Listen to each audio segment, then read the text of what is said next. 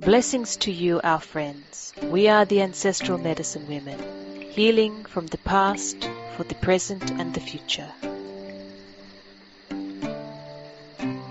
You already know some of my life.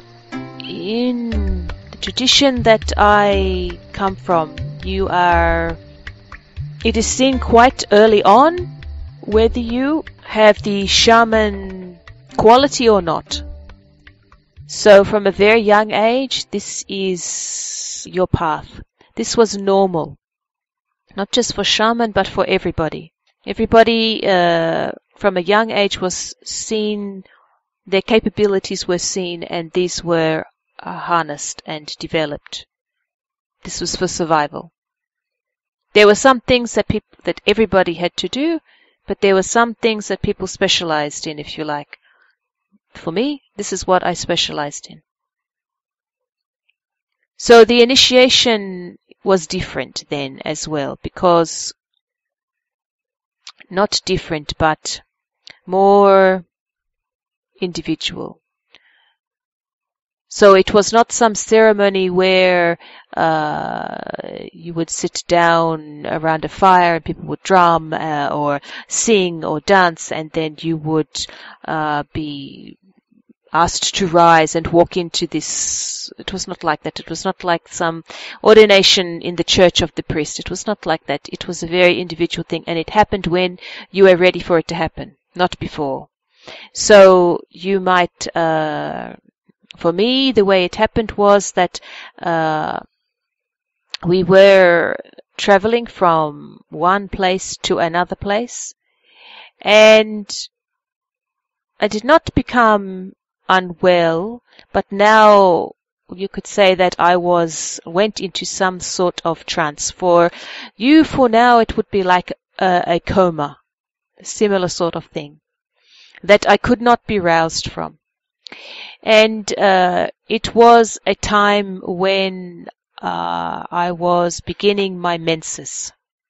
So it was a very momentous occasion for me, for any girl. Because in many traditions, many societies, when the girl began her menses, she was ready to be married. So for me, it was that I was not to be married then, but to live this other life of shaman.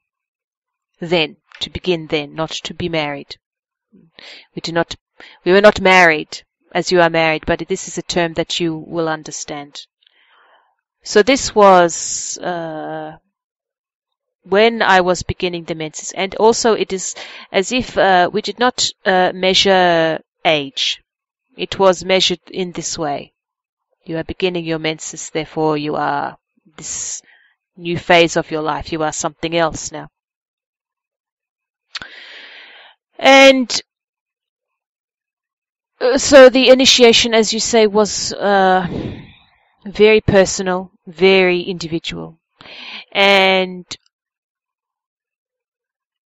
because already I had shown some signs of some nature knowledge, I could see things in the ground, I could see the weather, this type of thing. So already the shaman that we had already had not chosen me, but seen. So when this happened to me on this journey, it was not to be something to be alarmed about. It was just some thing that was natural. It was natural. So I was placed with the shaman for my when a woman is having a baby, there's a small period before the baby where they call it lying in. And it is the time when the baby is about to become, but not sure. Not all societies have this, not all women have this luxury, but it is a time when they are not confined to their own space, but it is like a preparation time for them. They are able to not do the work, and they are able to be rested and to come to some sort of relaxed state, so that when the baby comes, it is the quietness that is more conducive for birth. And for me, it was like that. It was a lying in period where I went through this sort of like transformation. And I will not describe to you the journey that I was on, but it went on for several days. Of course, in the journey it was not like that. It did not seem to me several days, but in the reality of Earth and the planet, it was several days. And then from that point I was with, of course, still with my group, but I was, what is this word, fostered perhaps by the shaman to live with her and to help her and to learn and to understand. It is not really learning. This is the interesting thing with shaman tradition. It is not learning. It is understanding. Because the idea behind the tradition is that you already know. So when you are going on these journeys and this type of thing, and when you are seeing things, when you are doing the rune, or when you are doing the oracle for people, you already know, but it is a matter of understanding. And that is very important because, for example, when you do the rune, you can have their problem, their question, and then they have the rune. And even though it can be, let us say, that the rune says there will be war. Let us just say that.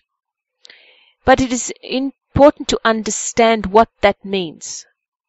Because if you said there will be war and that you do not understand, this means that the person you are saying this to may go and create war.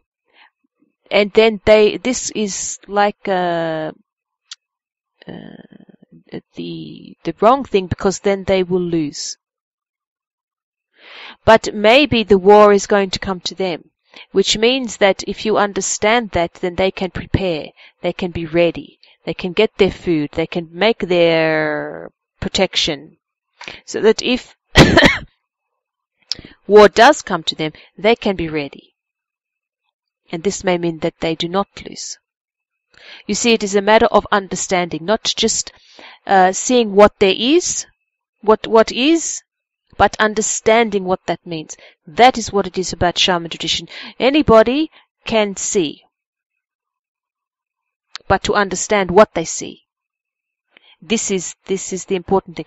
This is why when people go on their journeys and they come across many things and they see things, and maybe it fills them with fear. Maybe they are angry, or maybe they want to fight or something. And that is what their emotion is. That is what their reaction is. But that is just to see.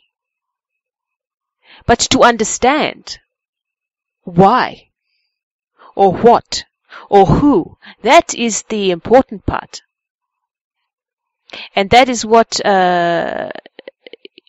for the shaman tradition, it is to learn to be shaman, it is learning about understanding, because you already know. If you have this within you, this, what shall we say, this tradition within you, then you already know. You already see. But you need to learn to understand. Not interpret, to understand. Interpret means that you put some judgment. But that is not what it is. It is to understand. When you are interpreting somebody else from one language to another, there is a level of understanding, but there is also a level of judgment. This person says the cat is blue. in this language. And you interpret that into English and it means nothing. So you have to make a judgment. What do they really mean? And judge, well, it could be this, could be that. But it's not understanding. Because you would say to the person in English, the cat is blue. But underneath that, there are all of these layers. This is understanding, not interpreting, not making judgment. So, you fostered them? Yes, but that was normal.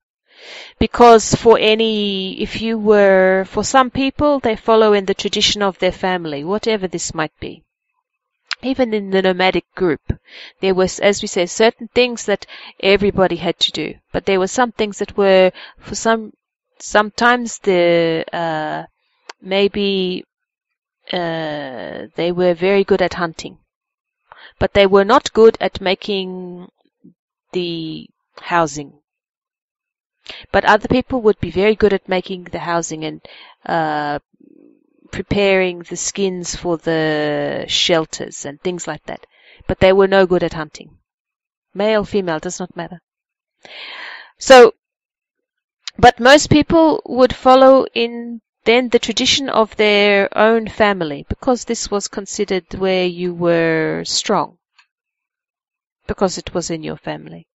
Some people, though, this was not the situation, and then they would show some skill in some other area, so they would be fostered by some other family. Of course, they were still with their family, but they would be fostered to learn their skill. So this was the same with me.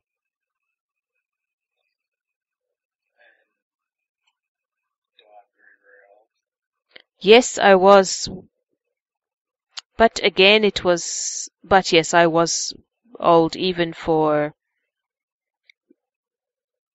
my time, but we cannot say when, because we cannot say I was 100 years or 200 years or something like that, because it did not work that way for us. And eventually you lose count of how many winters.